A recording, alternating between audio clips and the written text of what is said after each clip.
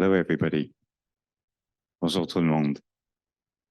Au nom du CEPI, le Centre d'études des politiques internationales, j'aimerais vous souhaiter la bienvenue à l'Université d'Ottawa. Mon nom est Stephen Brown. My name is Stephen Brown. I'm a professor here in political science, and I'm really happy to welcome you to our panel on queer diplomacy. I'd like to start with a land acknowledgement, but not the usual land acknowledgement, not just reading out what everybody says. I mean, the starting point is acknowledging that we are on unceded Algonquin territory, but also to point out that we're talking about human rights issues, we're talking about social justice issues, and there's a bit of a paradox in doing so on stolen land. So I want to acknowledge that. And then move on to the topic, which, as you know, is queer diplomacy. The reason we've come here together today is because Doug Jonoff, who I will be introducing in a little bit, wrote a book called Queer Diplomacy with a nice lavender cover or back cover.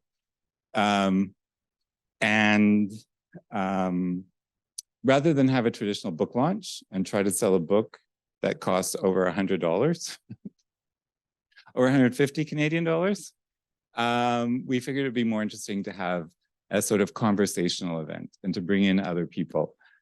So his book is sort of the excuse for this panel. It's the jumping off point, but this isn't a traditional book launch. And those of you who have a University of Ottawa account, you can actually go to the library website and download the PDF for free. You don't have to pay $150. The rest of you, I don't know what to suggest. So as you know, the topic is queer diplomacy. And there are two ways to approach this, or two sort of ways to subdivide it, or one way to subdivide it in two, maybe. One is queer diplomats, queer people who engage in diplomacy, queer people who are LGBTQI plus people who are in ministries of foreign affairs or other government bodies that engage in diplomacy, whether it's bilaterally or multilaterally. And the other one is the idea of queer diplomatic negotiations, which can be done by queer diplomats or unqueer diplomats. I'm centering queer, so unqueer. And we're going to be talking about both. Let me introduce our participants quickly, because they will be talking about themselves a little bit more in our first round of questions. So I'll start at the far end. Karina Häuslmeier is the Deputy Head of Mission of the German Embassy here in Ottawa. Before that, she was posted in Berlin, and before that in Cairo. Next in line is Douglas Jonoff, who, as you already know, wrote this book. He joined the Canadian Foreign Service in 2009, has been posted in Washington, D.C., Afghanistan, Pakistan, currently based here, not working on queer issues at the moment, but has in the past been involved in human rights negotiations. Our third panelist who, he's here. Welcome, Caleb. You can hear me okay? Okay, good. I didn't notice he was here, and I was kind of worried that he wasn't. I was about to say, the third one will hopefully be joining us soon, but he's here. So great. So Caleb has been an activist for a long time in Belize, and he is from Belize, and he is joining us from Belize.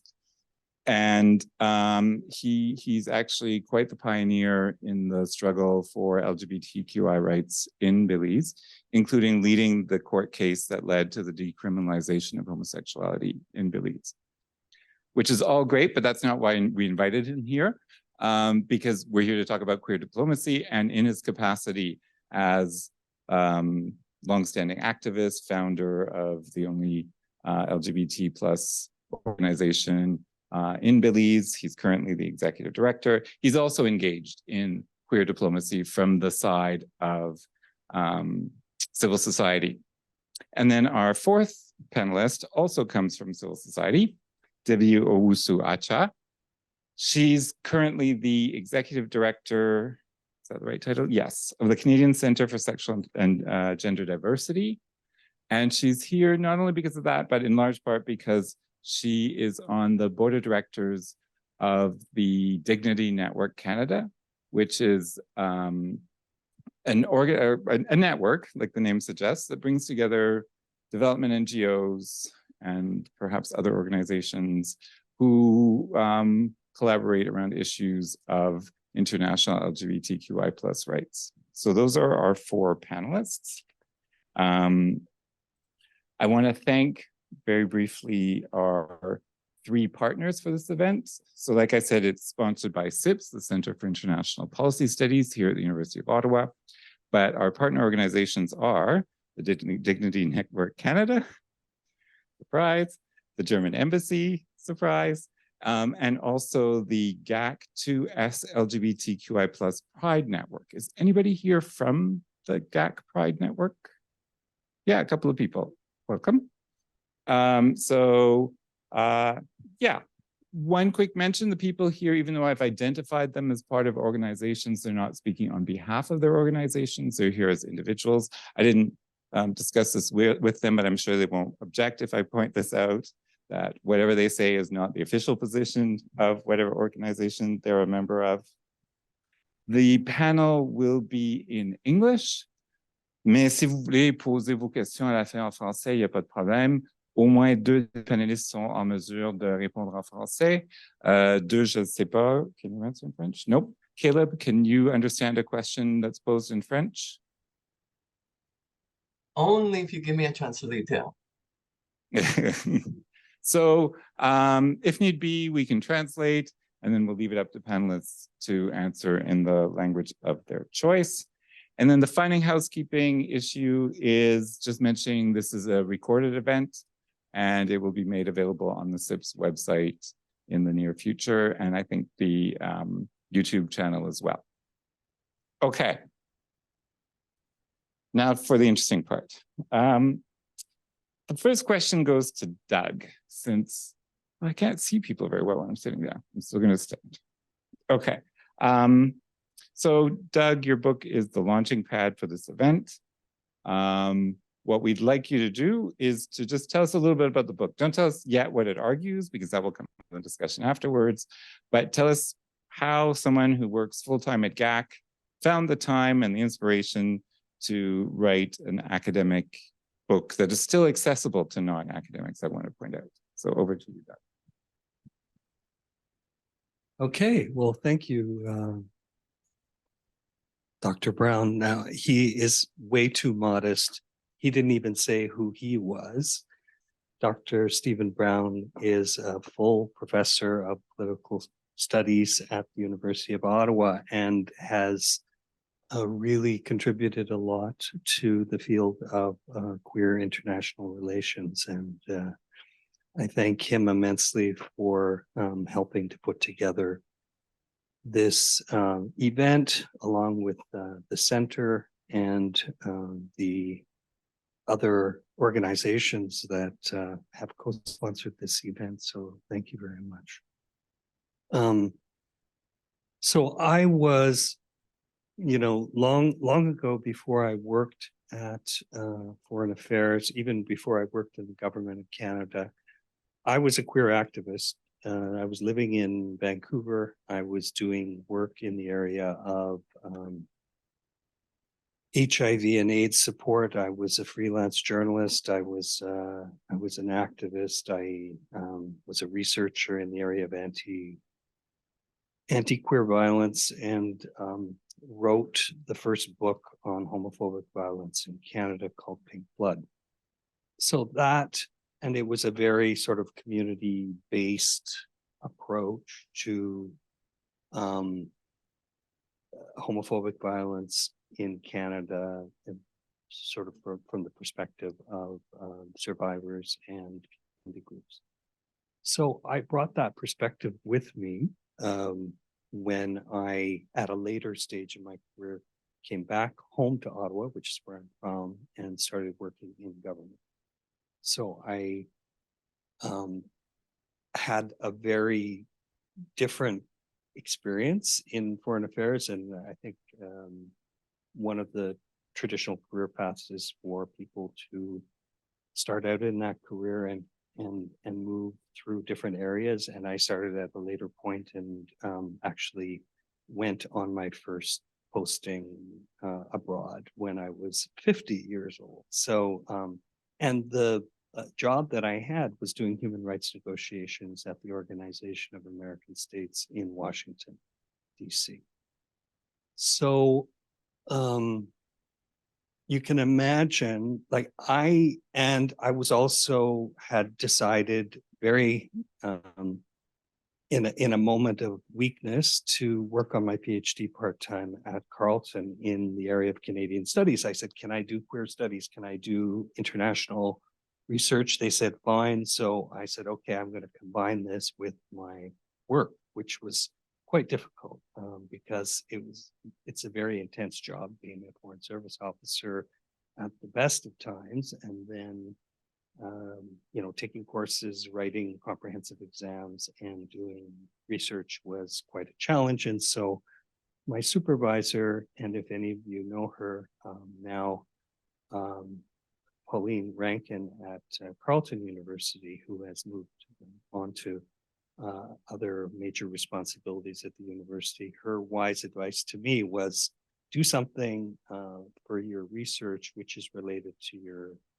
to the job that you're on, and try to adopt a critical perspective. So, the first year that I was working in Washington at the OAS and was doing human rights negotiations, I was confronted with a cacophony of homophobic discourse from various countries. And I know Caleb can relate to this because we actually met at the OAS in Washington in the early 2010s when he came to the Inter-American Commission on Human Rights hearing to talk about the situation of human rights violations against LGBTQ people in Belize. But I was just shocked because I had taken my rights for granted, and as a diplomat in Canada, I sort of thought, okay, people are going to respect me, when I go to other countries. And then walking into a room, like I can't tell you how astonished I was to hear people really using a very discriminatory and pathologizing discourse around same-sex behavior, same-sex partners, the queer community in general. And I thought, okay, now that has got my attention. So I basically spent several years working and doing research on multilateral LGBT human rights diplomacy. And basically the perspective was, it was a sort of a multi-dimensional methodology that I was using, where I was looking at the different standpoints. My standpoint as a diplomat from a global north country that is promoting LGBTQ rights abroad. I was looking at myself as a gay man, and I was looking at myself as an activist and as someone who had come from the community and knew quite a bit about human rights abuses against LGBT people. So I'll stop there, but just to say that was what kind of motivated me. And then I kind of tried to synthesize that experience by doing interviews with UN officials, with queer activists who are working on the global stage, and with human rights experts. Thanks. I think a key piece of information is that your PhD thesis became this book. Okay, great.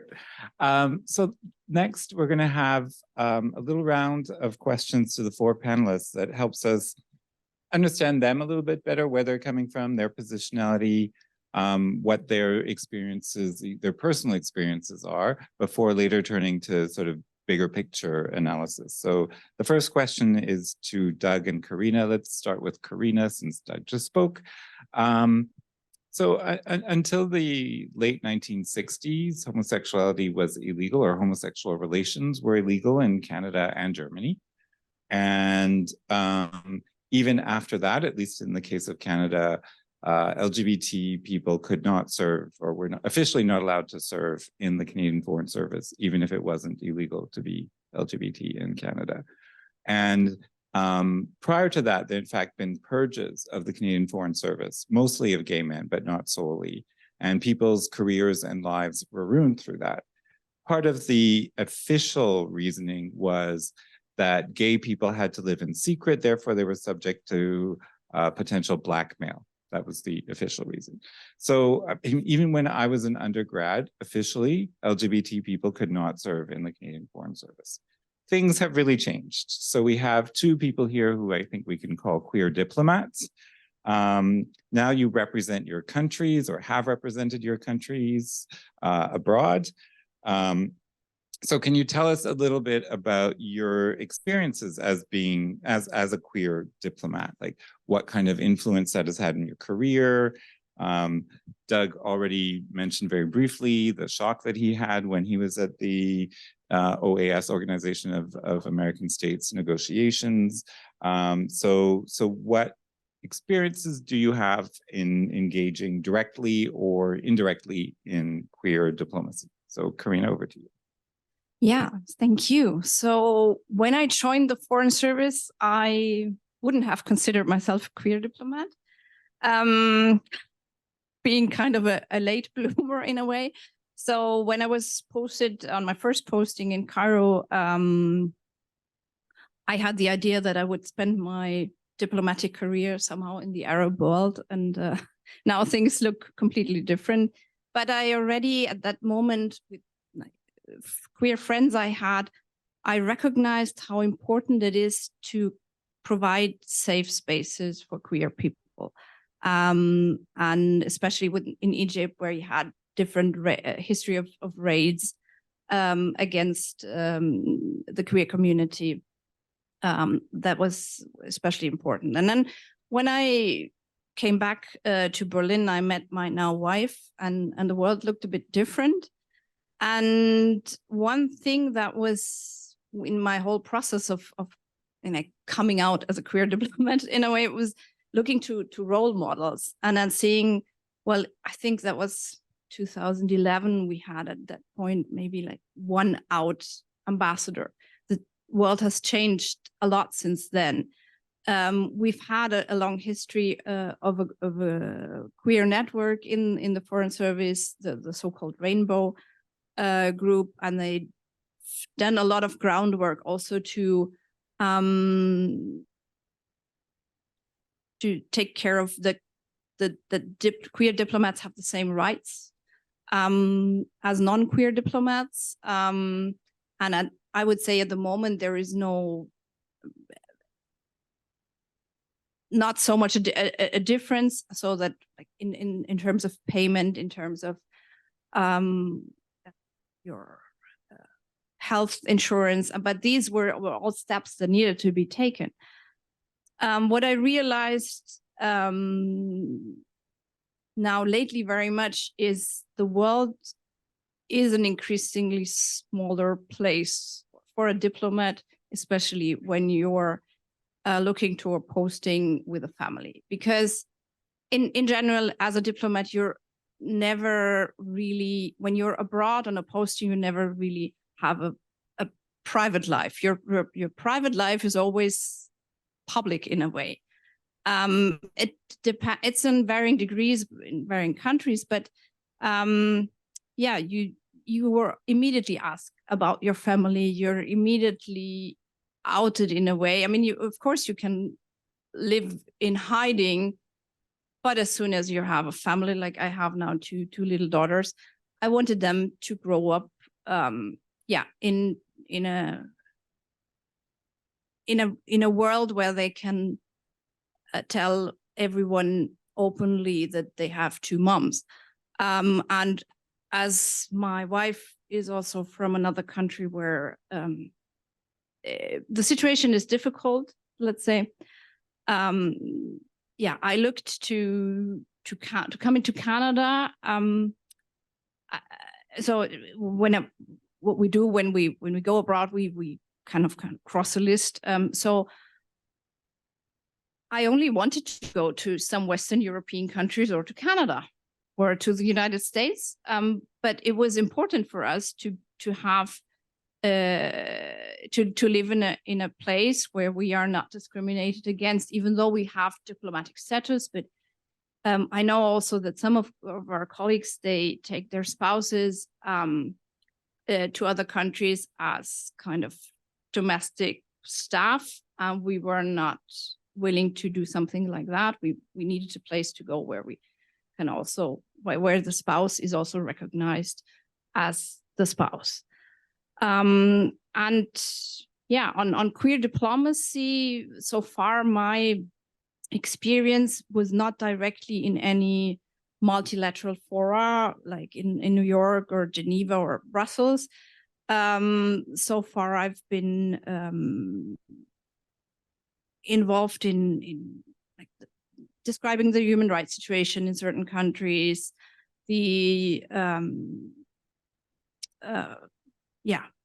like for instance, when I worked on relations with Singapore and Malaysia. And then it was even being back in Berlin, it was a bit difficult dealing with my counterparts from those countries.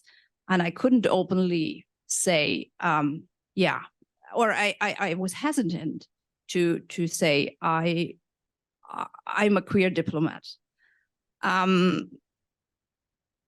And my last posting, I think that was something that when you are a queer diplomat, kind of, if you don't want to work, I applied several times to work in our human rights department. It never worked out, but I could relate to issues dealing with minority issues. So I was very glad that on my last posting, I was the Deputy Special Representative for Relations with Jewish Organization, combating antisemitism and anti-Roma racism. So that was something that I could relate to. And I think one of the most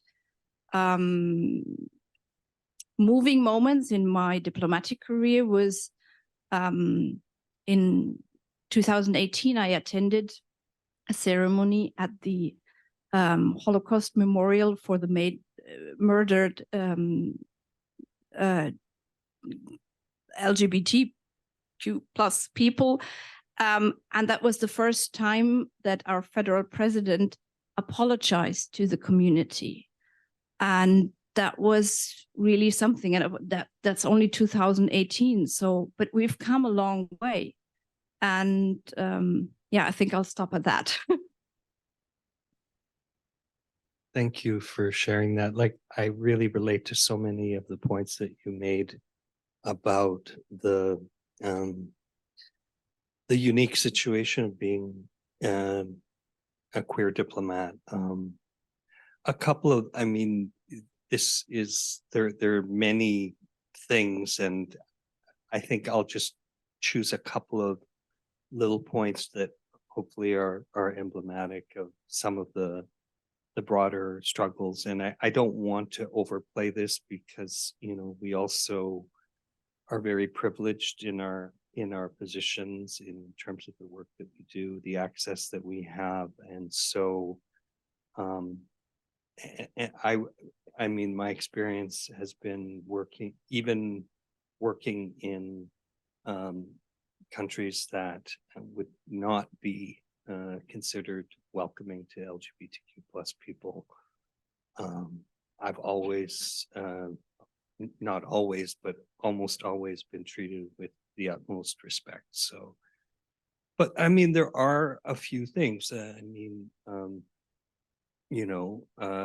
Like being limited in terms of where you can be posted, especially if you're in a relationship. So, if you're in a country, I mean, for example, I was in a relationship with someone who lived in a third country, and I knew I was being posted to a country for possibly a long period of time. And unfortunately, I ended up not continuing in that relationship. And it was because the country I was going to did not recognize same-sex spouses. And I just thought that it would be unfair to that person. And but there's pros and cons to all that, and you can look back on it and say, should I have done that or not? But these are the choices that sometimes you have to make along the way. I guess another major risk is if you're posted to a country that criminalizes or stigmatizes homosexuality in a big way, you actually, as a queer person, you actually run the risk of being directly or indirectly targeted by the state security apparatus of that country. And you also run the risk of, people that come in contact with you that danger is always there. It's something that we have to really be constantly aware of as we go along. And but I would say, the other side to it is that you can create so much positive change as a queer diplomat in other countries, and you can really, come into contact with queer people, queer organizations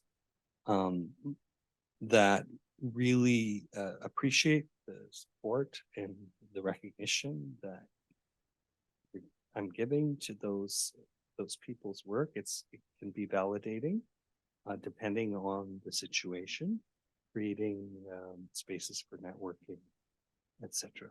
Those are just a couple of points I wanted. Great, thank you, you two. So let's turn now to our civil society panelists. Why don't we start with Caleb, if that's okay with you, Debbie? Yep. I'm just worried, if we should take advantage of Caleb in case the technology fails. So whenever we have a question that can also go to Caleb, let's, put him up front. So I'm interested, to both of you, to hear more about your role as civil society activists, specifically your experience in engaging with queer diplomacy. For those who haven't seen Doug's book yet, he identifies interactions between queer diplomacy, or the role of civil society activists in pushing forward the agenda, like a key role. So we've got two people here from civil society. So as I mentioned earlier, Debbie is part of the Dignity Network Canada, which engages regularly with Global Affairs Canada on a range of issues. And Caleb, who is based in Belize. Many of the letters are the same, but they're definitely very different countries. And he, as I mentioned earlier, not only is a very important national activist, but has engaged with the OAS while Doug was there, also with the World Bank, UN institutions, etc. So I'd like to hear from both of you a bit about your experience. So Caleb, why don't we start with you? Well, first, we must acknowledge that queer diplomacy exists within a context of global geopolitics that has normalized genocide and crimes against humanity. Whether it's Darfur or the Democratic Republic of Congo, where 6 million people have died and nobody bats an eye, or whether it's Rwanda, where you hear, whether we talk about Cambodia, the list is long with regards to the context of how queer diplomacy operates. With that said, I come from a place of truth. And my truth is, I don't really trust diplomats, because I believe most of them, with few exception, I'm not speaking to the two people in the room, but with few exception, diplomats tend to speak with a forked tongue. And I have no patience for it. If you're going to talk to me, you talk to me within the context of this is what we can do, this is what we can't do. With that said, the OAS has been interesting because I have leveraged the space to then engage my foreign ministry with regards to their engagement work or statements on LGBT issues, and specifically the LGBT resolutions that have been passing since 2008, since Medellin, Colombia. What I've done is use diplomatic hearing to engage my foreign ministry with regards to the areas of concern and study their psychology. And one of the interesting things I learned about psychology is that everybody is civil, while the people who are being oppressed on the ground experience violence and must put up with it in the name of their existence. Beyond that, I've written several UPR reports, 2009, 2013, 2018. And this was interesting to see my government speak to all the violence we experience is violence between LGBT people, which I thought was a slap in the face and an insult to the fact that we, in good faith, engaged them. It's also interesting that in engaging the UK system and the parliamentarians there, that they empathized with the situation. And it was also interesting to be part of a process that led to the development of the Commonwealth Equality Network, a network of, I believe, 50+ organizations across the Commonwealth looking at the LGBT issues. And so these are things that I'm proud of participating in. With regards to the World Bank, it's very interesting that the navigating the politics, one has to understand that the World Bank exists within the context of a history of structural adjustment that has been painful for small economies like the Caribbean. But at the same time, they have sought to develop safeguards on paper that means absolutely nothing to the people who don't know that they're on paper, but who are affected by the decision making. One of the interesting things about the World Bank is it's not enough for you to write words on a piece of paper, and it's not enough to say invite civil society to a working group. You must follow up. You must have communication infrastructure with regards to the relationship between civil society and government and the World Bank and the projects that they fund. Otherwise, what we're creating is a glitterati of words and a bushy approach to addressing the substance of LGBT issues on the ground without actually addressing the substance of LGBT issues on the ground. For me, it has been my very specific focus. It has been leveraging the communication I had at the UN General Assembly in 2016, leveraging the understanding the APPG, which is the All Parliamentarian Party Group, the Equality Caucus, but then focusing or setting up the priority of LGBT issue in our national agenda. There's very limited one can do with regards to the engagement in global systems, because global systems speaks to statements, creating the optics of concern, but the burden remain with CSOs in terms of making the changes and the transformation that is needed on the ground. And that is where I come in with regards to leveraging those bits of mechanism to then bring change. And so change is slow, painful, but it's a long-term investment that cannot be done within a project cycle of a year.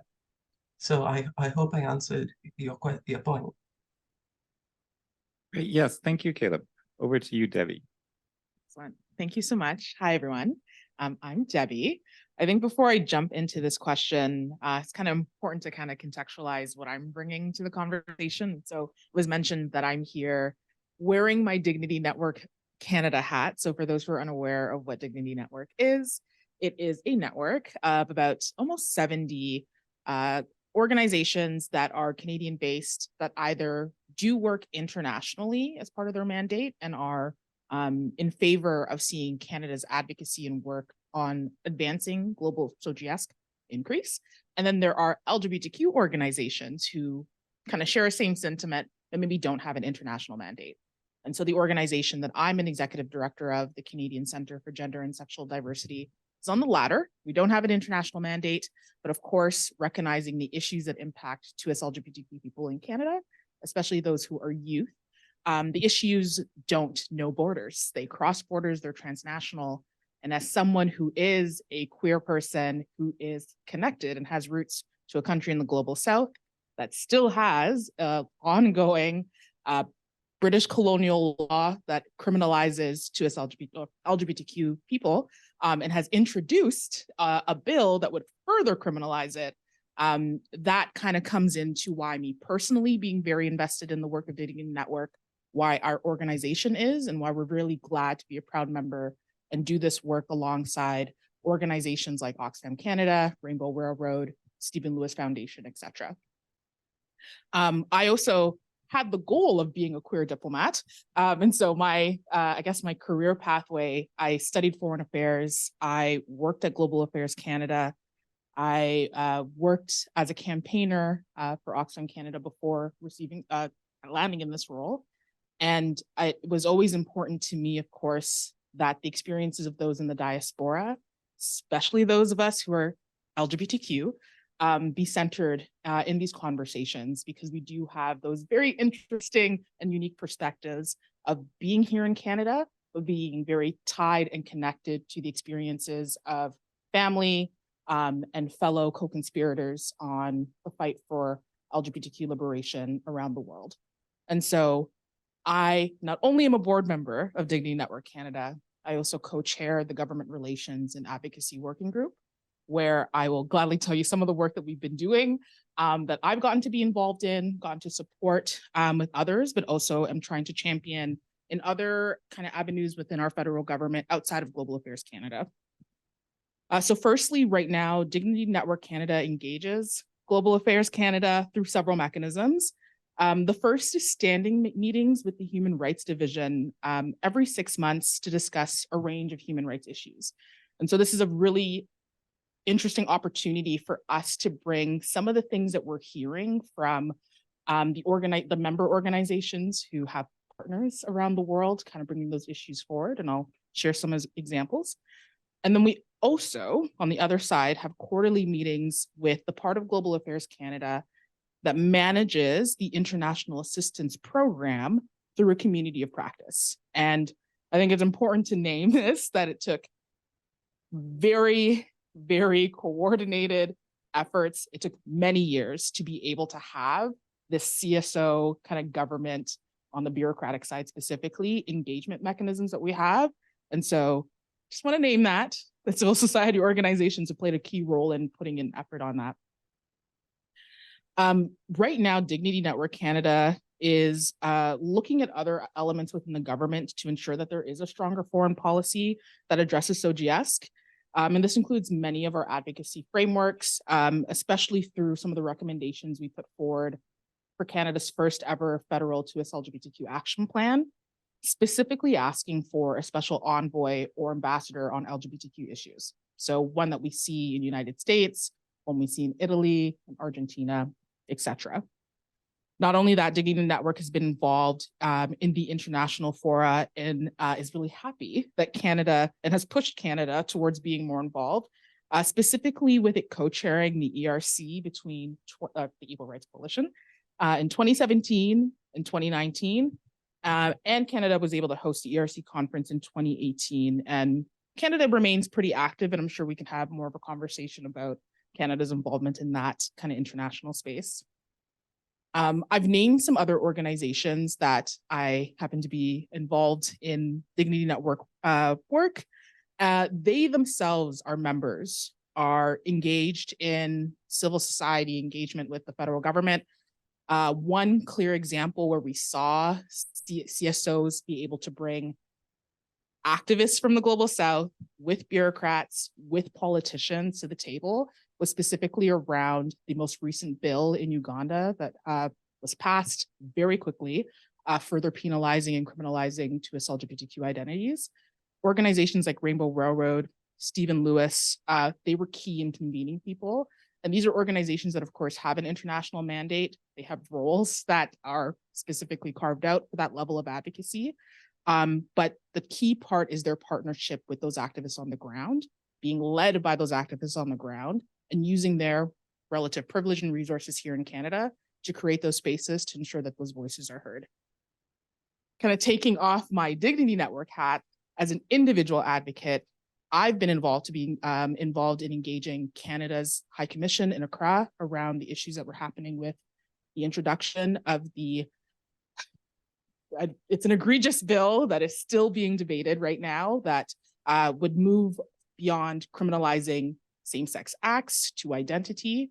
For example, myself, as both an LGBTQ person and someone who does this work and is Ghanaian, would be arrested simply for entering the country, just to give you an idea of what that bill has. And so I myself, on the side of my desk, had been involved as a Ghanaian Canadian to try to create space and ensure the voices of LGBTQ activists have been heard.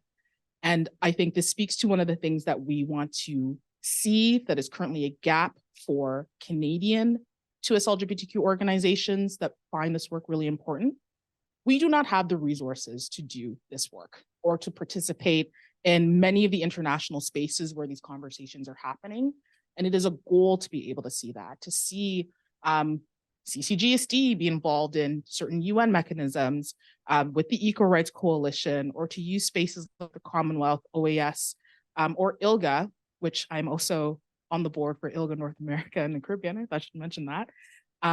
It would be great to see that. Dignity Network is involved with the ERC right now, but that's just it because the resources are limited. And so if we want to see a stronger CSO voice, there has to be the resources that ensure that the tiniest LGBTQ organization that's Canadian and the biggest, relatively speaking, can also be involved in pushing these things internationally, ensuring that Canada is a leader when it comes to advancing global SOGS rights. Great, thank you, Debbie. So that sort of helps us understand who's participating in the panel, what their personal experiences are, what they're drawing from to answer the next questions. So we're going to turn now to more looking at queer diplomacy, past, present, and future. And my first question is to everybody. We'll start with Caleb, and then maybe work back, then Debbie, Doug, and Karina. So it's a two-part question. The first one is, what do you think are the 2 or 3 main achievements of queer diplomacy over the past decade or two? So we've heard from Caleb that things move very slowly. And we've also heard from Karina that sometimes, we've come a long way. So let's start with the positive. What are the 2 or 3 main achievements? And then let's look at, I won't call it the negative, the unfinished agenda. So what are the 2 or 3 top things on your wish list for the future? So Caleb, we'll start with you. Well, first, let me establish that you can't speak to civil rights without speaking to the economic rights enjoyment that LGBT people still don't have. Let me speak to the issue of development and what social development means. That's still a dumbfound in the conversation that is happening within the ERC. With that said, I would argue that platform issues are an important part of the conversation. And in 2015, when the UN adopted 17 goals, so-called Sustainable Development Goals, and it committed with the principle of leaving no one behind, it offers a political incentive to then trickle down the benefit of what that means to CSOs who are working on the ground. One of the critical things I've come to appreciate with global mechanisms, it's really about statements and ideas and calling for action, but the substantive and technical issues really are fleshed out because of region-specific and country-specific need to regional offices.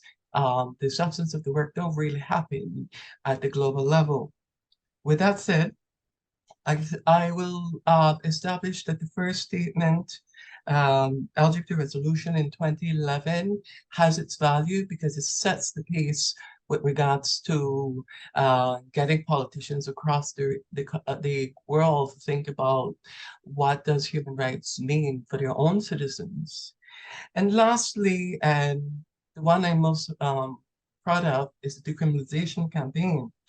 And why I say decriminalization campaign, because it was my country's case that helped launch the global campaign or the global mandate for human dignity trust back in 2010, 2011. And that was done in partnership with the people who initiated my case, which is the University of the West Indies Rights Advocacy Project. For me, a little country like Belize, influencing and shaping global campaign, the decriminalization campaign, adds to a morale boost, if you will, because that work that the Human Dignity Trust has now expanded to expanded to at least 30 countries across the Commonwealth, and that is nothing to sneeze at with regards to starting from scratch. The other issue, and let me not forget, I said 3, but I'll add one more, and that is the discussion around safeguards and what it means to address economic inclusion and livelihood issues for social people around the world. It is a conversation that has happened within the ARC thematic group. It is a conversation that has led myself, Fathers in the Caribbean, as well as my colleague Phil Crehan, to organize the first LGBT roundtables for LGBTQ data in the Caribbean.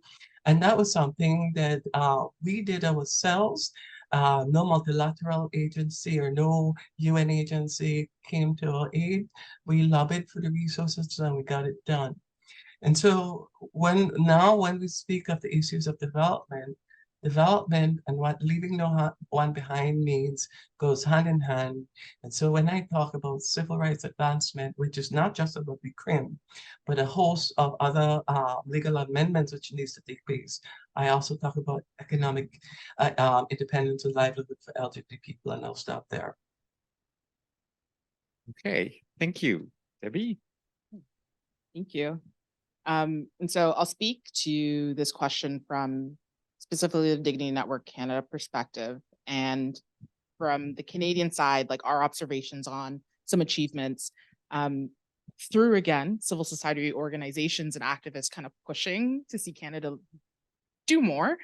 Canada has stepped up since 2016. So for example, Canada joined the LGBTQI core group at the UN. It joined the ERC. It's active within the OAS.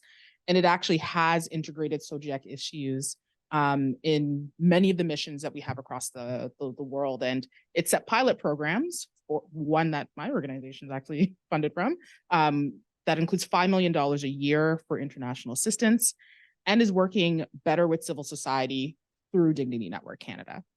Right now, with the most recent UN independent expert on SOGIEC issues, he had been integral in raising the profile of the SOGI within the UN and with many governments. From our perspective, the ERC exists. It's great. Canada's engaged. It struggles a lot. And so we're going to hope to see that there's a lot more movement on that piece as time moves forward. In terms of wishes, though, and this goes without saying, these spaces are dominated by countries from the global north, clearly. And so there's a lot of work, there's a lot of wishes, there's a lot of desire to see other countries incorporate SOGIEC within their foreign policy, and to also be at the table in these spaces that are currently dominated by Western countries. And so that is something that we would love to see. And so what would it look like to have South Africa as a country engaged in these spaces? And I speak to that, of course, as an African, but also looking at another African country that's been integral in incorporating the protections of LGBTQ people in their legislation. These are things that we're hopeful for. So it doesn't just seem like we're speaking to the choir. There's a lot of work that needs to be done. And I'm sure we'll talk a little bit more about the additional challenges that are presented that make it difficult to see the diversity of countries in those spaces. Great, thanks. I want to just clarify a few acronyms for those who might not be familiar with the whole alphabet soup. So ERC, Equal Rights Coalition, is a not very formal group of countries that are operating sort of outside the UN to advance global LGBTI rights. So membership is voluntary. They have periodic conferences and so on, and issue statements. SOGIESC is sexual orientation, gender identity and expression, and sex characteristics. So it's a way of referring to LGBTQI plus people, not in terms of their identity, but in terms of their characteristics, what makes them different. It's because of their sexual orientation, their gender identity, etc. So it doesn't imply that they identify as L or G or B or T, etc. Was there anything else that you can think of that we need to spell out? OAS, Organization of American States. SDGs, Sustainable Development Goals, which were adopted in 2015 at the UN. GAC, I think people know GAC. I hope people know GAC. If you don't know GAC, you might be a little bit lost. Okay, so Doug, over to you. Your top 2 or 3 achievements to date, and the top 2 or 3 things on your wish list. Well, I think Debbie beat me to the punch by saying the independent expert on SOGI issues. So Victor Madrigal's mandate just ended yesterday, and the final reports were just going out yesterday as well. So, Caleb and I both worked closely with Victor when in the early 2010s in Washington through the Inter-American Commission on Human Rights and the processes there.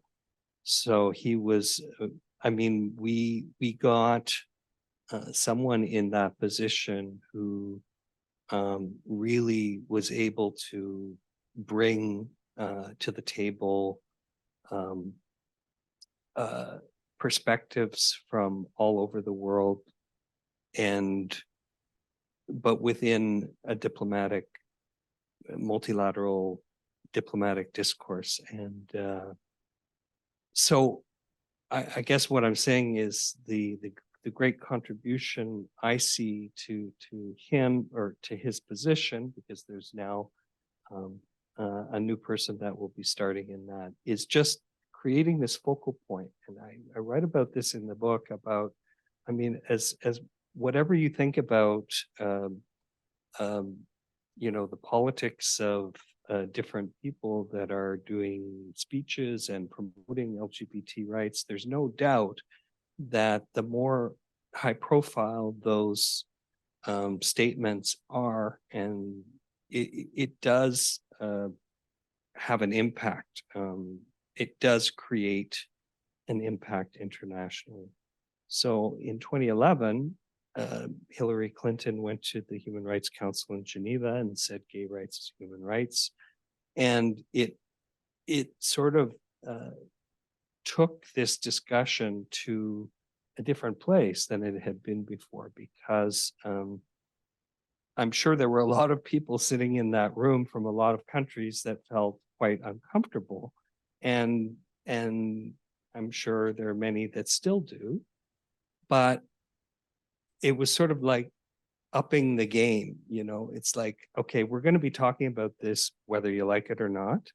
And so, whether your talking points are positive or negative, you got to have talking points to discuss this. You can't just pretend that this doesn't exist anymore. So in a sense, it does create a framework. It does for discourse to happen. And so I think I'm just amazed in those years that I was doing my research and writing this book was also the time when all this was shifting very rapidly. So I think that was a positive. And the other major thing I would say, I don't know if you could call it queer diplomacy. I look at the emergence of Rainbow Railroad as a huge breakthrough in terms of it's an internationally recognized queer organization that provides assistance to queer people in many danger zones around the world. And it's a trauma-informed approach. It's an approach that is rooted in community perspectives from around the world. It's very admirable that these sorts of organizations have emerged and are receiving increased legitimacy and recognition on the world stage. As in terms of wish lists, I think one thing that in my book that I'm passing around there, the last big chapter is all it's all wish list. It's all recommendations based on interviews with queer activists and analysts and experts. And I guess one thing that would be interesting to see would be what I call a rapid response team. Like, you know, when a situation boils over in a particular country and LGBTQI plus people are suddenly put in danger, do we have teams? Do we have networks? Do we have a plan? Do we have strategies that we would be able to quickly put into place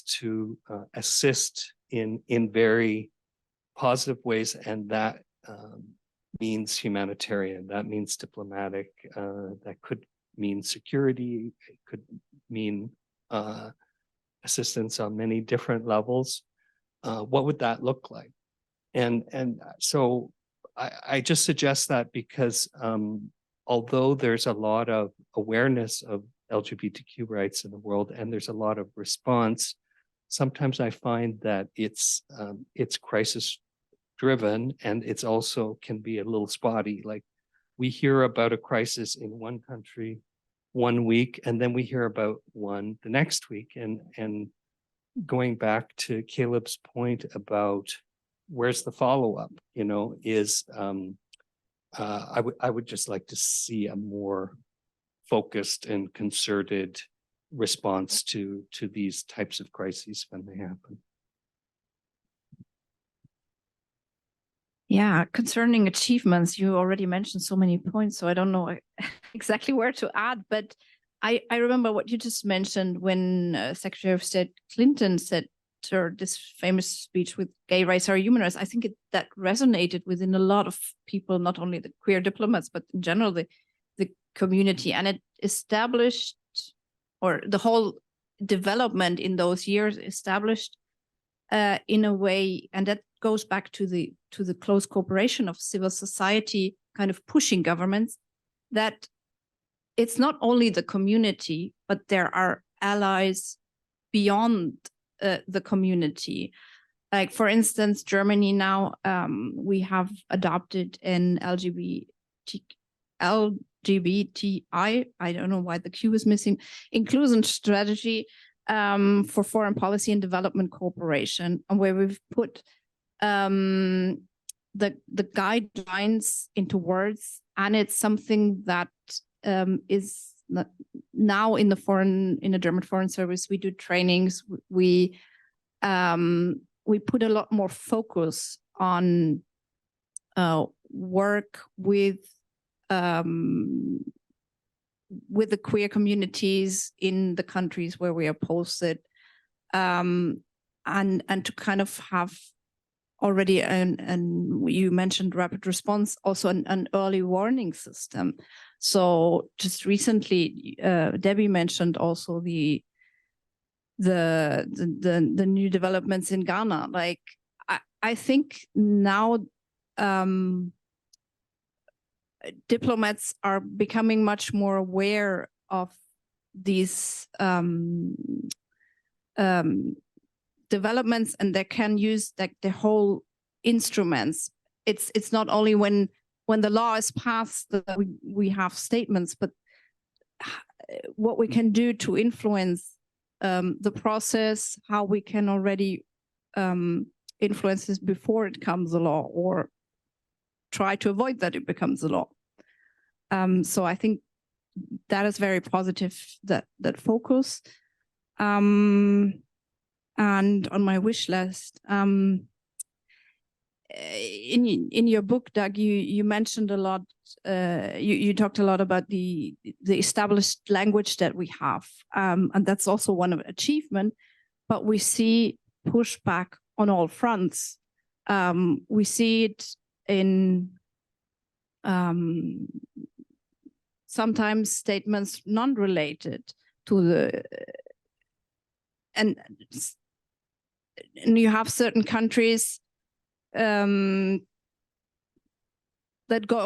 try to go back one step, and you want, yeah, that's my wish list, that we try to fight the pushback, the international pushback that we see, and to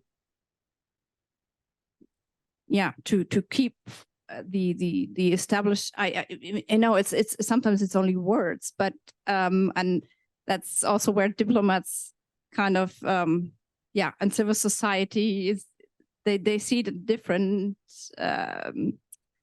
but how it often makes, one word makes a difference.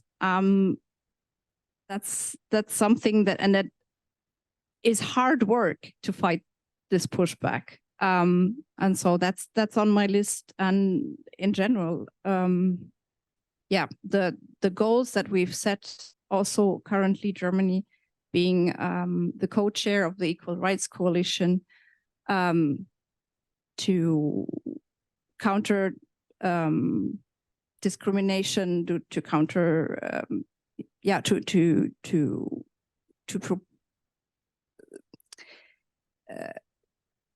push in a way an agenda,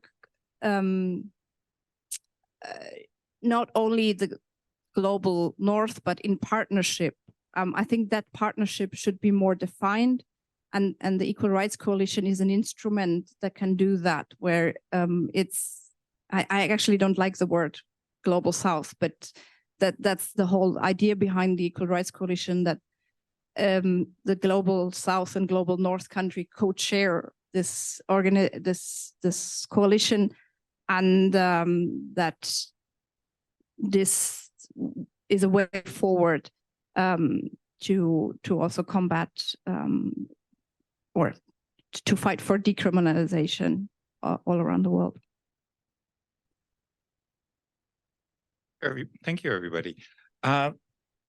So collectively, you've identified many good ideas, things that, on your wish list, things that we need to do.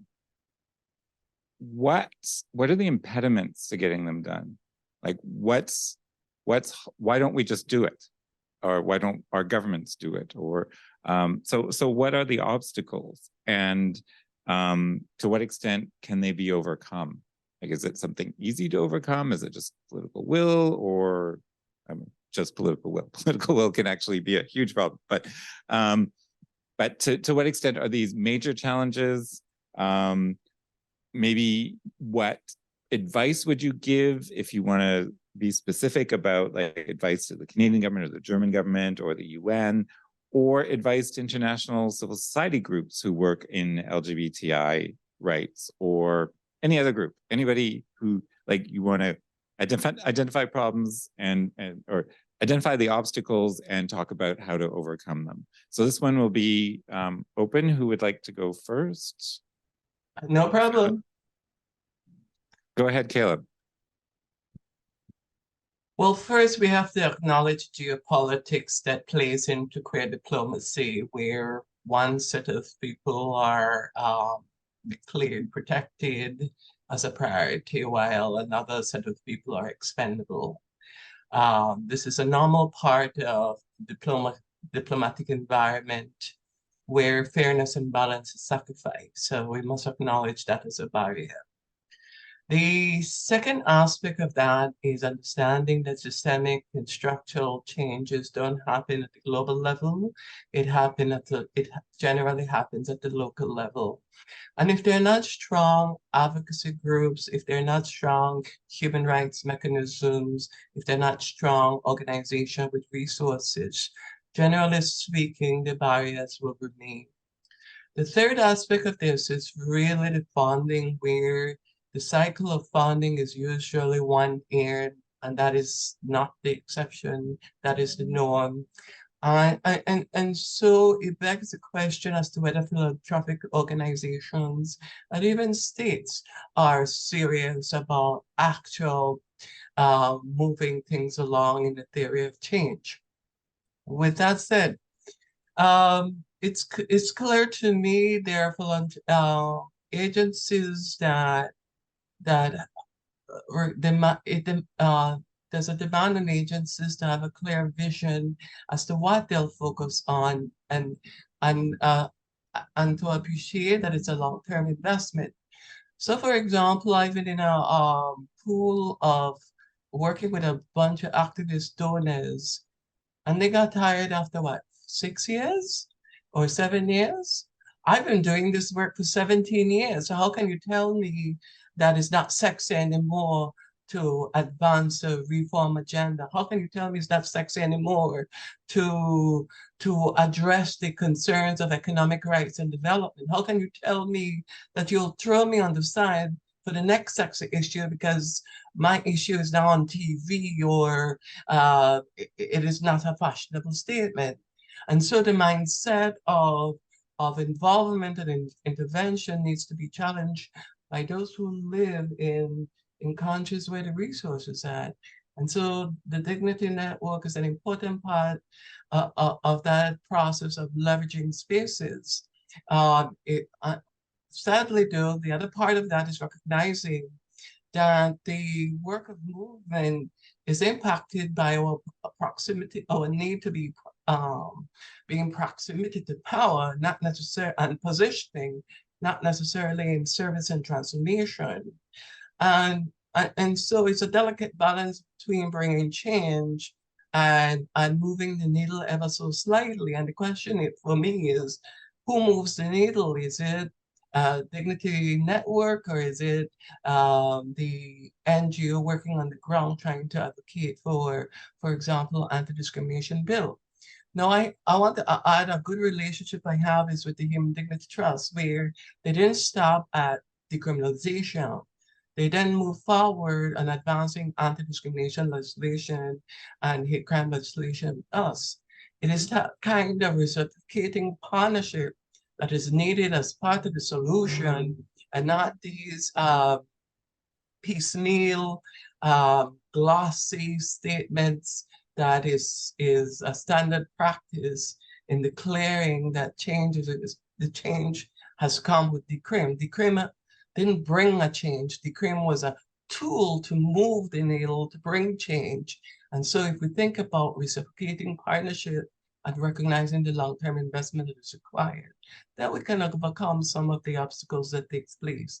And that approach really is either niche in its nature, or that approach can be visionary in terms of a long-term strategy. Whichever comes first is really a conversation piece for everybody. Thank you. Who would like to go next? Debbie. I like this question. So I think it's safe to say that we recognize, and Caleb, you spoke to this as well, the need for strong organizing at the local level, as well as using other human rights mechanisms to ensure that queer diplomacy can actually happen, and that we can make sure that human rights are enshrined around the world. What we are facing is the exact same thing, but the opposite. There is a global, international, well-coordinated, well-funded anti-gender, anti-rights movement right now, where these folks are organizing at the local level, including Canada, and up into mechanisms like the UN. They know exactly what they are doing. And we are seeing the consequences of this in some of the examples that I've shared, especially in the continent of Africa with the bill in Uganda, the proposed bill in Ghana. And I really like what the Doug wrote, the unholy alliance right now that we're seeing between US evangelicals, far-right actors in places like Europe, and then also this rise in authoritarian anti-LGBTQ governments around the world who are framing LGBTQ rights as a Western import. I do want to name, though, that that same logic to framing it as something that's foreign, therefore to justify the need to push back, to halt rights or to repeal them, we're also seeing that in Canada. This framing of they are trying to change this or indoctrinate or to group, that language is exactly the same. The context is different. This is all happening at the same time. And this makes it very, very, very difficult for our local organizing to happen when we have to be creative with project funding, those of us who work in civil society organizations, or our activists who are doing grassroots work are trying to survive. And then the same challenges are created when those who do have relatively some resources at spaces like the UN, when they have to go against these people who are, again, well-coordinated, well-funded, and have the ear of, and I'll just share this because I see feminist sectors dealing with this challenge, other special experts at the UN, including the one on gender, being very friendly with anti-trans feminists, and what risk that poses when this person who is an expert is using that lobbying and influencing to inform human rights for some at the expense of others.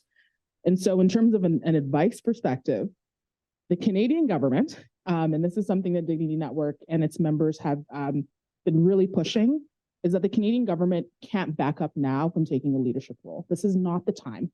We can't go back right now. Within our bureaucracy, there has to be some coordination within global affairs.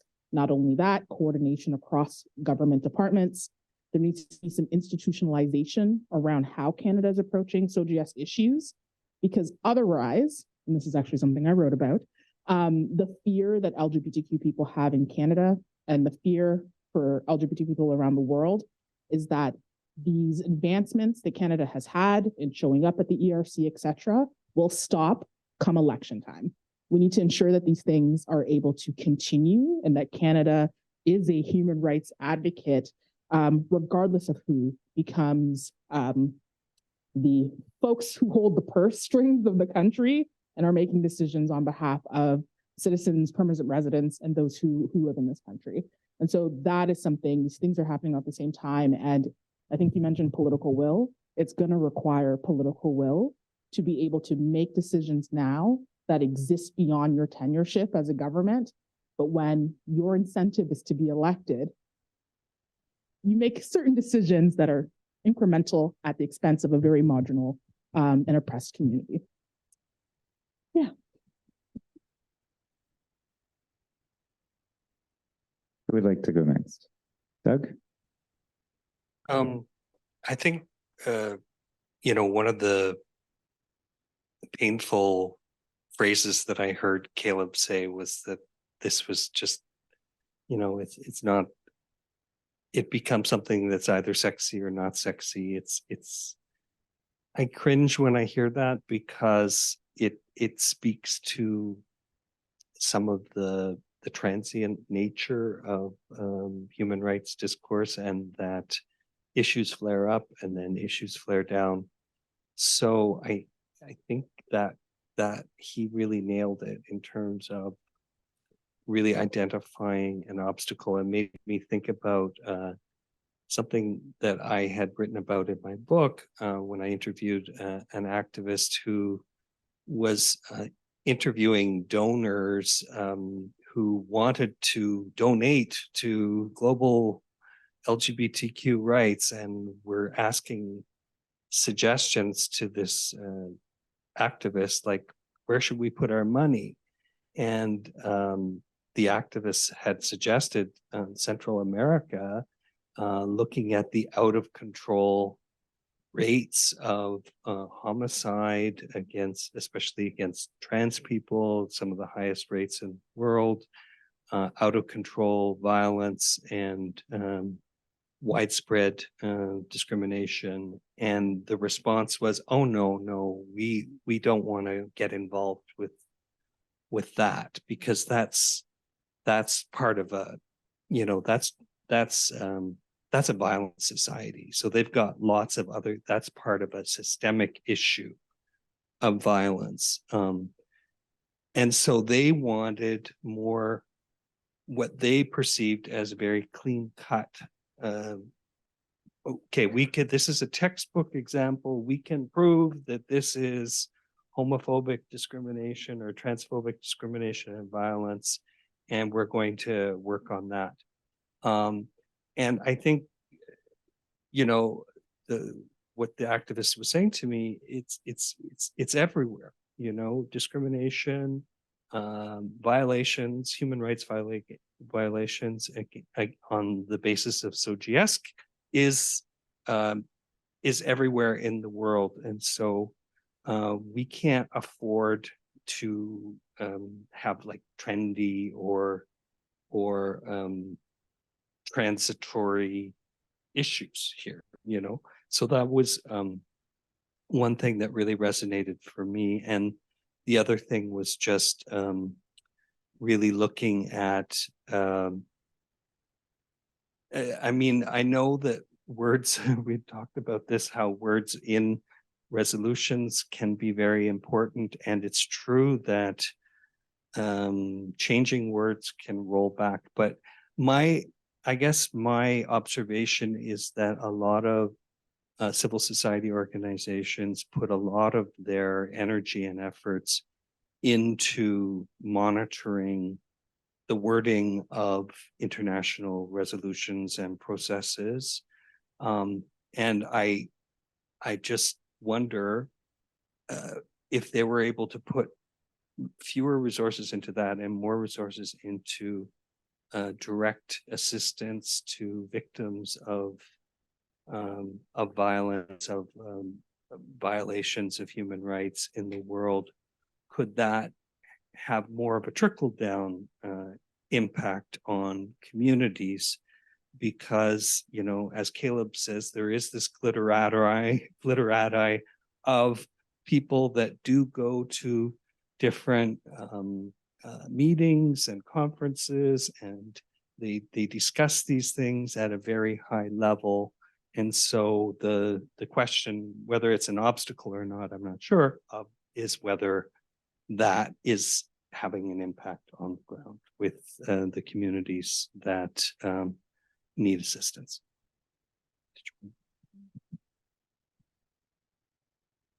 So you mentioned already one important point, and that's as an advice, probably very important, that there is discrimination everywhere, and that also states that promote LGBTIQ rights, that they have to address that there is homework to be done in their countries, especially for confidence building with others, with other partners. Another issue, you talked about the very strong links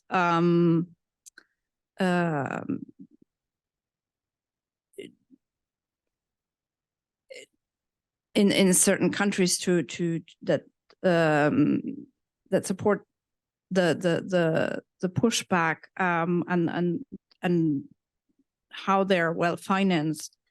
I think more should be done in a way to counter arguments, to train people to counter arguments. Very often we encounter religious arguments that when you actually go to the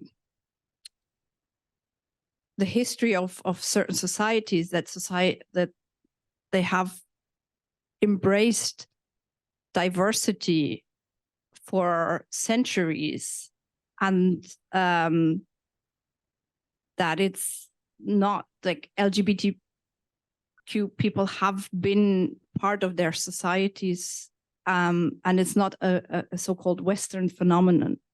And I think we need to put more effort in debunking this misinformation. Well, thank you, all four of you. I'm looking at time. We have maybe about half an hour left, so we'd like to hear from you. Q&A. When you ask a question, please introduce yourself. It's always interesting for other people in the room, especially the panelists, to know who you are, where you're coming from. So who would like to ask a question? Nick, did you? Yeah, okay. And is Thomas here? Yeah, can you help with the microphone? Okay, thanks. So, I could have given it to Nick, but. Well, hi, everyone, and thank you very much. And I really want to start first by thanking you all individually. I mean, you're clearly champions, and we're lucky for your activism in each of your spaces and the changes that you're bringing about, because we all benefit from that. And as we seek the inclusion we want in the world, I want to really thank you for all that you're doing. My name is Nick Moyer. I'm CEO at QSO International, and we're very much allies to LGBTQ issues. It's not the issue we work on, but we prioritize vulnerable communities wherever we are.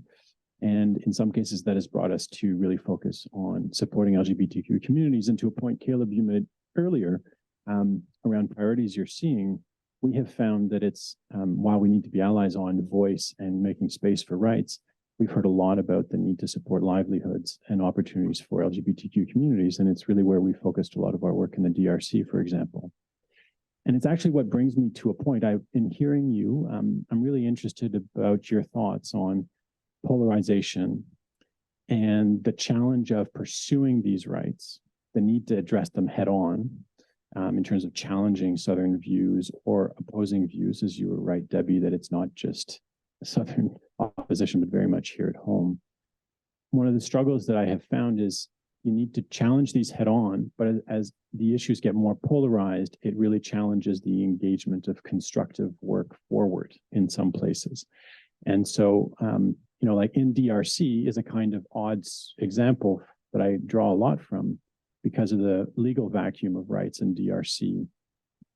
If we challenge too much, do they risk putting in restrictive frameworks? How do we tread that line?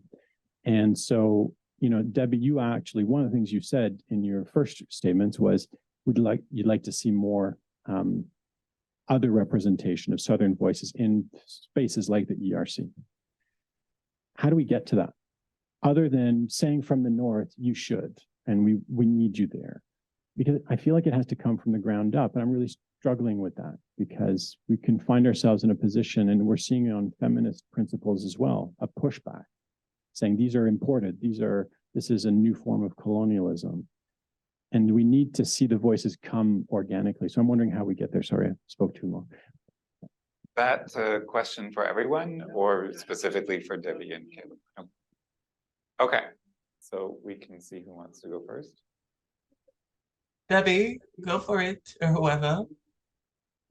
I'll start. This segues into Stephen is so organized. He had emergency backup questions in case we got through very quickly.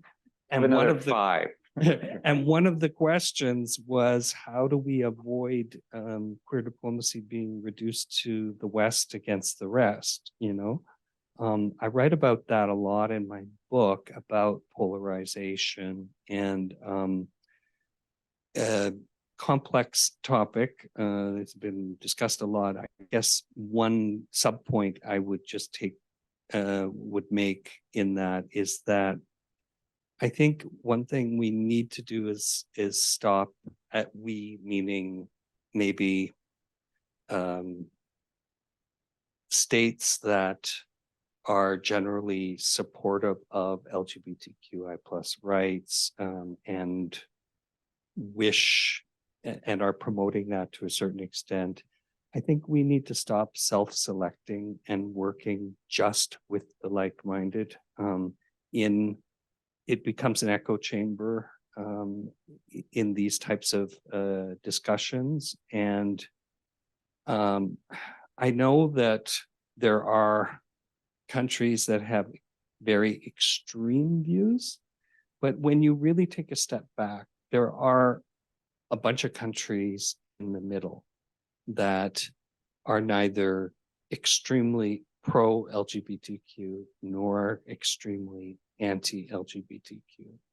And I think it behooves us as diplomats to do the difficult work and have the conversations with those countries in the middle that can serve as a bridge in some ways, that are receptive to some of our messages, but may also be able to have some sort of impact or influence on countries that have a more extreme view. And so there's no there's no magic formula to that. But I mean, I did interview diplomats in Geneva and New York who were saying, I wouldn't even,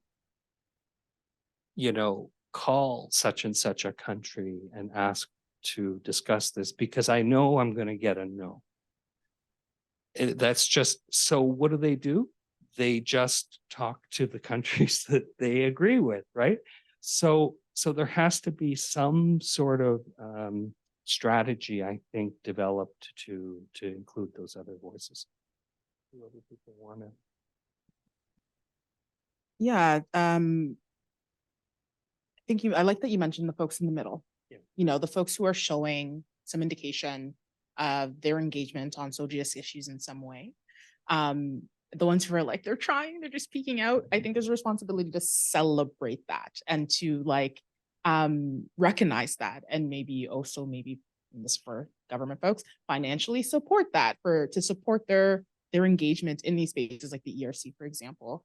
I would also say for those who have partners from a project perspective in these countries as well, could there be an opportunity from a resource perspective to amplify what they're doing, but then also, again, to support their engagement in those spaces? So if there are, for example, trans activists in Peru who are currently funded through the Act Together for Inclusion Fund, that is a fund that supports Canadian civil society organizations and LGBTQ grassroots or other civil society organizations in Global South, is there an opportunity to maybe bring those trans activists into those spaces? What can Canada be doing to fund that, to support their entry to those spaces? So it's not just Western countries giving each other high fives, that's something for us to consider, to think about, and from a resourcing perspective, to maybe shift how we think we should be funding the work that human rights defenders are doing around the world. Lastly, this is somewhat selfish, but also very useful, is engaging diaspora groups. We're here. We speak both languages sometimes and are often very, very knowledgeable about what's happening back home, and can provide some support, again, for ensuring that those voices are included in spaces and are centered as much as possible. And so that would be the last thing that I would share, as something as a consideration that is often forgotten. And something even within Canadian spaces we forget, especially diaspora groups that are led by Black, Brown, and other racialized folks, that their work is very much so centered on honoring what's happening back home. And there are opportunities there from an engagement perspective that I think people should look to. Would one of the other two like to pass, Caleb? No, I will add my piece. First, we need to recognize that the world have invested in the development of advocacy groups in small economies and large economies. Second, we need to recognize that the issues of LGBT and moving it forward exists within the context of geopolitics and exploitation of resources. There's a UNCTAD study that says there's like 1 trillion cubic foot of gas off the coast of Gaza, and there are a few $100 billion worth of oil off the coast of Gaza. And of course, we know what the conflict brings. In the DRC, we know that large corporations, they help to exploit the people to access the coltan mineral, which is used in your computers and cell phones. And so that complexity has to be understood. With that said, the issue of engagement is region-specific and country-specific. In my particular case, when I was asked to ask my foreign ministry to sponsor a LGBT resolution at the OAS, I made it my business to pick up the phone, send an email, make the request, and I asked the representative of my country to co-sponsor the LGBT resolution at the OAS. They didn't do so once, they did so twice. So the question is not in a vacuum, the question is finding the right partner in each country. And if there is a commitment from the company or the organization to do so, then you do your homework. Otherwise, we're talking about if, buts, and I talk about what has been done. With regards to the issues of mainstreaming, it's clear to me companies have great policies in the workplace. That's a start. But companies also have branches across various regions. And I'll speak of the Caribbean. Companies have branches across the Caribbean. They can coordinate good workplace policies. They can coordinate advocacy points with regards to the country's development agenda and leverage that to advance economic and civil rights issues that affect LGBT populations. But if the company is not prepared to do the work, then the company needs to say so and say that it will be petty and superficial and gloss over its response to, oh, I don't know, an ad of support, a statement of supporting an ally, and that they will keep their support in the closet. What I find very annoying is people speaking about being an ally. You don't push your head out the closet, say I'm an ally, and then push it back in and then do nothing. What does that do for me as an LGBT citizen of the country, as a worker of your company? What does that do for me? That does nothing for me. When you put your money where your mouth is, where you put your strategic intervention, where your heart is, and where you put the support for research, that becomes substantive and meaningful. So it's not impossible to get things done, and I say this within the context of the standard practice of speaking to countries that support. We must all remember that 50 years ago, there were people in Canada that says, let me see if oh yes, 50 years ago in Canada, it was 2468. Gay is just as good as straight. We must not forget that 8 of 10 provinces in Canada brought a marriage equality lawsuits before an actual legal amendment occurred. In that regard, it is committed people bringing the change, and it's important for that individual who asked the question to find the change makers and make it happen, and to define very clearly what you're prepared to do. Is it a year's intervention? Is it a week's intervention? In this case, Pride Month happens all across the country. If you're not clear as to what you're going to do, then you set yourself up for failure in regards to the substance of what needs to get done, because you create an expectation and then you damage it, your reputation, but not living up to the created expectation. And if you understand that, the movement towards making things happen will be easier for you as an individual trying to be an ally or creating the framework of what an ally looks like. I hope I answered the question. All right, let's go to the next question. Who would like to ask one? I've got 5 more, so, but let's take 2, both of you. So I saw you first. Go first. Please introduce yourself and also specify if it's to everybody or a subset of the panelists. Hi, everybody. My name is Selma Manawa. I work at the U.S. Embassy here in Ottawa. I'm in the public diplomacy section, in public engagement. And I guess the comment that it was more a comment, and hopefully maybe you have a reaction or a response comment. My family is originally from Uganda, actually. We've had lots of discussions about how things have changed, the last few years, from Uganda and Kenya. But one of the comments I wanted to make was that, even in countries that have taken such an extreme view, there's this weird dichotomy amongst people, actually, where you have the general, the general milieu is one of homophobia, but then most or almost everyone, knows somebody who is actually gay and a loved one, a dear loved one. And so there's this weird, unspoken, way that people are, where they're like, well, we all know it's the unsaid thing that this person's gay, but he's our family and we love him. And, but then they can still maintain, a general sense of homophobia. But if something were to happen to, say, this person experiencing violence because of their homophobia in society, all the family members would be right there to protect them. Even, the macho, misogynistic type of guy that is a cousin would be there protecting.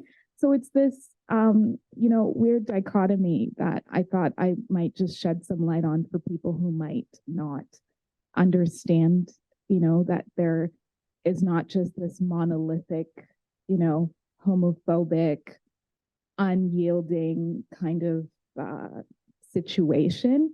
And that I do feel that, just as in this country, it was very much the same way, even when our current prime minister's father was in power.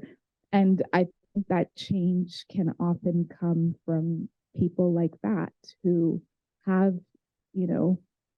personal experiences, personal relationships with people who are LGBTQ, and being able to change public opinion in that way, which moves up to governments and the sorts of. So I do agree absolutely that there is. It's very important to have global engagement with global organizations at the governmental level to establish a structure of this is how. This is what human rights looks like, in case anybody's confused. But then to also engage, I think Debbie, you had mentioned engaging grassroots organizations, even if maybe, as Doug had mentioned, you can't necessarily, you don't feel comfortable or that it would be appropriate approaching a government. You could still engage with, local groups of any, if it was safe to do so. That's all. Thank you. Could you just pass the microphone next to you? Thanks. My name is Maxime. Sorry, I lost my voice last weekend. But I'm the Belgian diplomat here in Canada, also a queer diplomat. Have been ever since I joined the ministry, even before. And I have a few comments, reactions on the points that you've all mentioned before, and then a question also. Maybe just personal anecdote. When I joined the Belgian Foreign Service, I was actually very nervous because I thought diplomacy was a very conservative, environment, and very quickly I was reassured that there's a lot of queer diplomats in the Belgian ministry, and there's a lot of positive things happening, as Karina said, also in your own foreign service. There's a lot of engagement trying to making us feel valued in our work. Doesn't mean that the battle is won.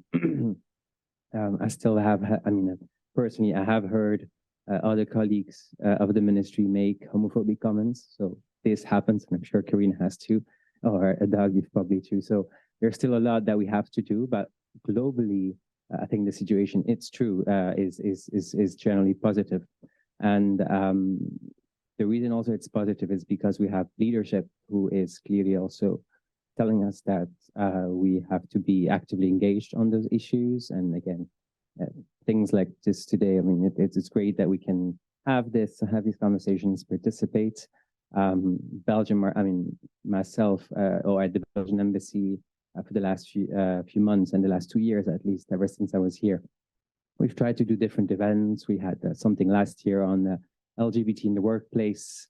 We had a seminar on that. Obviously, we marched at Pride. Maybe an anecdote also. So last week, our ambassador was in Saskatchewan, and he on official visit, and he did ask the question about what's happening there. So there's ways that we can do, but the key question for me is always, okay, who are we actually? What is a diplomat? What are we supposed to do, right? I see ourselves, or the role of a diplomat, more as a facilitator. It's very difficult. There's a fine line between facilitating and telling what others should do. And that's very difficult. So I think Caleb said there's things we can, I think things we can't do. And I don't think we can. We're not in a position to tell everyone what should happen. So it's a way of finding a balance. Maybe another anecdote is my previous posting was in Taiwan. And Taiwan is a very interesting case because in 2017, the Constitutional Court ruled that the way marriage was defined in the Constitution was actually against the Constitution. So it gave 2 years to the Parliament to change that. So the Parliament was sort of dragging its feet and eventually called for a referendum on marriage equality. And there was a lot of disinformation going around. And some of the embassies, well, at least the French and the Belgian embassy, what we tried to do at that time was trying to share our experience. So we're not saying to the Taiwanese, you should vote for or against, but this is what our experience was in adopting marriage equality. So, so again, trying to find the fine balance between what we can and we cannot do. Sorry, the question I wanted to ask was coming back to Debbie's point also is, we have a lot of even hate coming in Europe and in Western, Canada and other Western. So what can we also do here in Canada as diplomats posted here? Is there things that we can do without compromising our position and without replacing, your own voice? Or I think that's interesting. And maybe one final comment I wanted to also say is about the multilateral work. I think, Doug, you mentioned UPR. I think it's interesting also. So I think it's on the 10th of November. Canada is up for the UPR. So Belgium may or may not make a recommendation on LGBT. So you haven't heard it from me. Yeah, so I think so. Yeah, so but the main question was, what can we basically do here in Canada? So yeah. Great, thank you. Just uninitiated, UPR is Universal Periodic Review, where other countries get to comment on a country's situation. Weird noises. We're going to run out of time, so last chance to ask a question. Yes. Oh, there's several. Okay, we're going to try to take them all, but please make them brief. So quickly introduce yourself and quickly ask your question and say who it's for. Hello, my name is Joseph. I'm a policy analyst at Global Affairs Canada within the Gender Equality Division. So a lot of what you were discussing, Debbie, specifically, is things that my team works on very closely or just adjacent to. So I kind of just wanted to touch on what you mentioned about the anti-gender movement, because these are discussions that we've been having at work about how to address it and recognizing that it's intrinsically linked as well to the backsliding of LGBT rights as well around the world.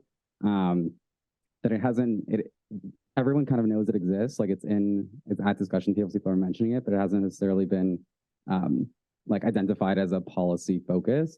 But we're kind of starting to get there and wanting to get to that point. So just if there's any general recommendations for what I guess governments can be doing at an international level to begin sort of addressing that in a much more targeted way as we see that, yeah, these rights continue to be rolled back. Thank you. Could you pass the microphone right next to you? Yeah, George Jacoby, I'm a retired diplomat. many postings in the Muslim, Arab, Middle Eastern, and African worlds. And I think even though those postings were a long time ago when it was very difficult to push this particular agenda, it can be done on a bilateral basis within the development process, within embassy projects, but it has to be done on a very, very careful basis, depending on the country that you're in. I also recall an interparliamentary. Sorry, could you zoom in on your question? I'm sure it's an interesting story you're going to tell. How But can bilateral diplomacy be more effective? And on the multilateral level, we don't have a system such as international humanitarian law. There may be discussions in the UPR, but we don't even have a declaration, I don't think, unless I'm mistaken, like we have on indigenous rights, where there were, at least they got to a convention or a definition, or on rights of the child. Some countries may not accede to it, or they may accede to it with derivations, but that's what should be accomplished at sort of the multilateral international level. When I was at the IPU, and Swen Robinson, an old advocate, introduced a resolution on LGBTQ rights, it was defeated, and each delegation could divide its votes. I don't think that would happen now within the IPU, but we still haven't reached the system of international law to govern this. thank you. IPU, Interparliamentary Union, right? Okay, and there was one question in the back. Oh, I saw one. It was somewhere over here. Yes. I work at the TUS LGBTQI plus Secretariat and Women and Gender Equality. This question is sort of zooming back down into all of us as sort of people who work within the space as both like public servants and CSOs, et cetera. There's been some sort of acknowledgement of the complexity of doing the work that we do within like SOGIESC areas. And we talk a lot about intersectionality, so I'm just interested in everyone's thoughts on the panel around within TUS LGBTQI plus communities, how we actually do this work in an intersectional way that doesn't end up pitting us against each other, because the experience of someone who is racialized and queer, for instance, is going to be very different from the experience of someone who is white and queer. And that is also a very important part of moving progress forward for our communities as a whole. Thank you. Thank you. Thomas, were you heading towards someone in particular? Was there somebody else? Okay, yes, this will be the last question, unfortunately. Hi, my name's Dale Smith. I'm a journalist with Extra. You talked about, the West versus the rest, but I am curious about the kind of backsliding that is happening in the West, which Maxime had mentioned, and what more Canada can do to engage with our existing allies about halting this backsliding and so on. Thank you, and thank you for being very succinct. Sorry, I wish we could take more questions, but we're concerned with time. And apologies to the panel as well. I'm going to ask you to be very brief, maybe just make one or two quick points. And then we can break over coffee and muffins and so on and continue the conversation. Who would like to go first? Debbie. I'll start with the question that you asked, because I think it relates to some of the others that were asked. Where I think the preaching to the choir room could be beneficial is exactly that. I would love to see a space where Canada, the United States, Britain are like, hey, let's talk about the transphobia in our countries and how it's all interconnected to some of the things we've been advocating in other spaces and what responsibility we have, and especially when non-state actors from our countries are financing what's happening in domestically in our countries and its influence on egregious bills that we're seeing around the world, or other rollbacks on all forms of human rights, whether it's access to abortion, whether it's trans-affirming care, etc. That is where I could really see, from an intersectional perspective, really looking at contextual or positional power being super useful. And I say that because the perspective I have of intersectionality from a policy perspective is positional power. So for queer diplomats, for example, what would it look like for us to speak to other Western queer diplomats about the responsibility we have around what our countries are doing to finance anti-gender, anti-rights movements, and to publicize that. Because I don't think that introspection is happening, and that's where that introspection should take place. And then obviously after we're done patting ourselves in the back, doing that engagement with countries around the world, with activists, financing the opportunity for these activists to come to talk to us about what are you seeing. Actually, Dignity Network Canada hosts roundtables every other year. And there is an international advisory group of civil society activists from the Global South, as well as project partners through the Active Fund. And paying for those folks to come to share what they're learning, to teach us here in Canada, how do we prepare for the rollbacks of our rights? Because it's happening right now. And that shift in who is the educator and who is the person to be able to share knowledge on how we can form our foreign policy is huge. And it requires kind of that shift, it requires that introspection, and it requires an intersectional approach to foreign policy to make those spaces happen and to do that shift work. And so that's what I think is really key and important. Some movement is being made in that, but I think really and truly to really think about, hey, how do we use our spaces to hold ourselves accountable, and then to ensure that the voices of those most impacted are centered, and informing us on what we can do. We just pass the microphone down, and then Caleb will give you the last word. All right. Debbie responded brilliantly to backsliding, so I'm going to move on to so my American colleague who was speaking about that dichotomy that takes place in societies that have official policies of state homophobia, and how different that is from the real people that inhabit those countries. I think it's just a reminder to us that we aren't just the sum of all our country's policies. I would, although many people's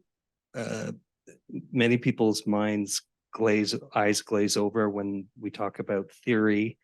There's a lot of theory in that book. I don't know if you noticed, but so Michael Bozia is an academic in the US who has written about state homophobia.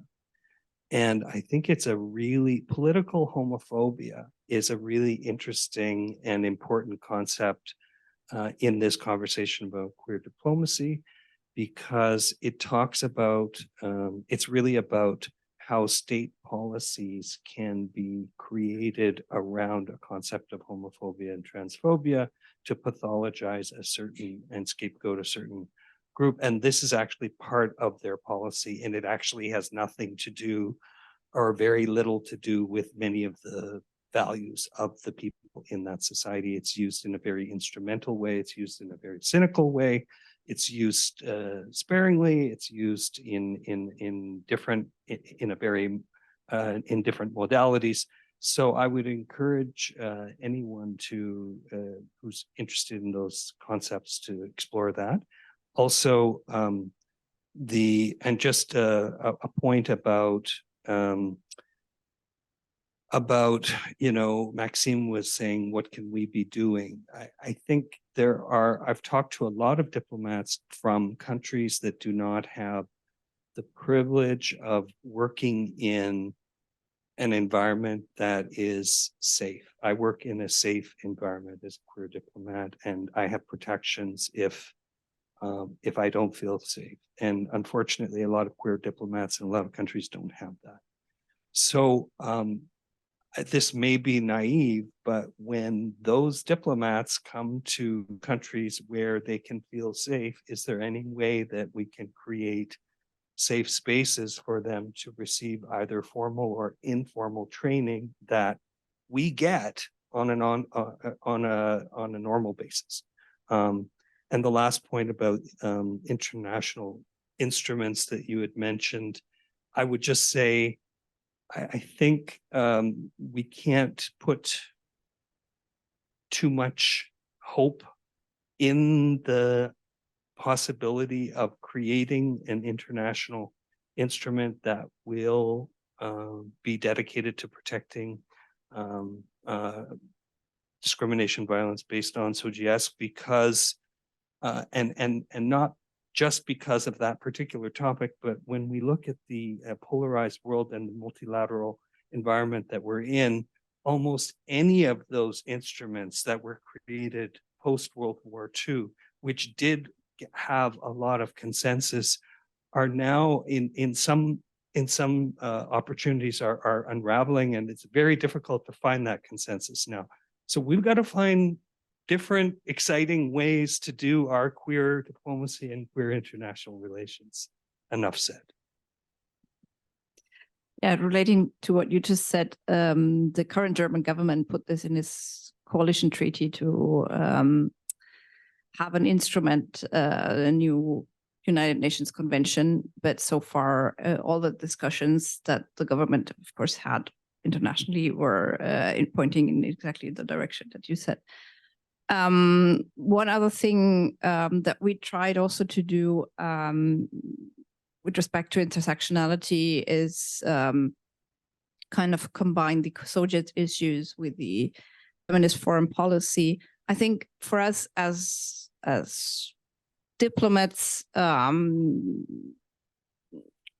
here now in Canada, I think we need to, our role is more to listen and to listen to different voices and put them also in the same room. I think that's something that we can do and to strengthen also networks between different groups. Great. Caleb. 2, 3, 1, 2 key points. Okay, so quickly, I've always taken the position that politicians and diplomats seem to attend the same school of spineless thought. But based on this conversation, I've come to appreciate the why in the spineless thought school that politicians must operate, all parties must operate. And I appreciate, not necessarily mean I accept, but I have a little bit more sensitivity towards the issue. With that said, this is always going to be a relationship between national and transnational framework. What does that look like? It's dynamic, it's evolving. So Dignity for All, Commonwealth Equality Network would say we speak to our parliamentarians and politicians, and we got a little bit of money to give it to you. You do what you can with that. And vice versa, where it's the organization saying, look, this is what we need. What can you do to address the issue? So the power dynamics exists within a framework of national, transnational engagement. So that's one. I don't know any embassies can do anything about the issues of extremism, because I feel like Western countries tend to play one group against the next. One will say, well, they have a right to religious expression, and then you have a right to human rights. And so where does a negotiation come in with regards to actually solving the problem? I don't think it's in the benefit of Western countries to actually solve the problem, but to appear to address the problem, which is two different things. Separately, and lastly, it's clear to me that intersectionality is about practice, not theory.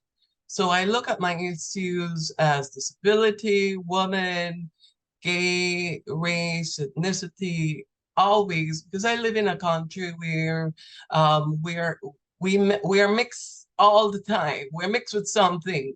We're small. We only have 500,000 people, more or less. And so we are in an economy of 1.8 billion. So there isn't a lot of opportunity to waste resources around just talking about LGBT, if you can talk about women, gender-based violence and the like.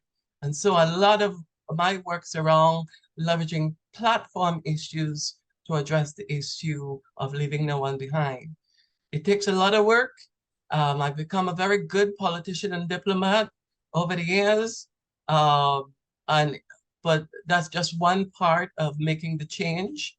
And the other part is really setting up human rights systems that matter on the ground.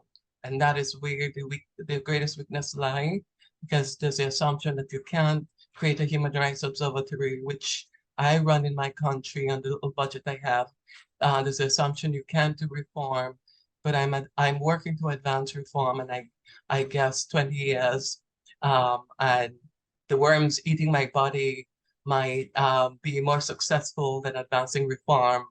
But giving up is not an option. And at the end of the day, I refuse to give up no matter what the barriers are.